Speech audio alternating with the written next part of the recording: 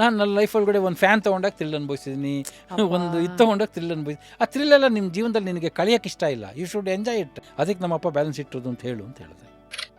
Engineering college, ಇವರಪ್ಪ ದೊಡ್ಡ ಡೈರೆಕ್ಟ್ರಪ್ಪ, ನನ್ನ ಮಗ ಇಟ್ಟು ಟಿ ಎಸ್ ಎಲ್ ಬರ್ತಾನೆ ಅಂತೆಲ್ಲ ಆಡ್ಕೋತಾರೆ, ಹಂಗೆ ಹಿಂಗೆ ಅಂತ ಹೇಳ್ದೆ. ಅದಕ್ಕೆ ಅವ್ನು ಹೇಳ್ದೆ, ಅವ್ರಿಗೆ ಹೇಳು ನಮ್ಮಪ್ಪನಿಗೆ ಮೋಟ್ರ್ ಬೇಕಲ್ಲ, ಬೇಕಾದ್ರೆ 35 ಲಕ್ಷದ ಇದು ಕೊಡಿಸೋ ಕೆಪಾಸಿಟಿನೇ ಇದೆ. ನಮ್ಮಪ್ಪ ಕೊಡಿಸ್ದೇ ಇರೋದು ಒಂದು ಉದ್ದೇಶ ಏನು ಅಂತಂತಂದರೆ, ನೀನು ಎಲ್ಲ ಸುಖನೂ ಎಲ್ಲ ಪಟ್ಬಿಟ್ಟು ಅಂತಂತಂದರೆ ನೀನು ಸಂಪಾದನೆ ಮಾಡೋ ಅಷ್ಟೊತ್ತಿಗೆ ಎಲ್ಲದ್ರ ಮೇಲೂ ಇಂಟ್ರೆಸ್ಟ್ ಕಳ್ಕೊಂಬಿಟ್ಟಿರ್ತೀಯ, ಏನದ್ರ ಬಗ್ಗೆನೂ ಥ್ರಿಲ್ ಇರಲ್ಲ.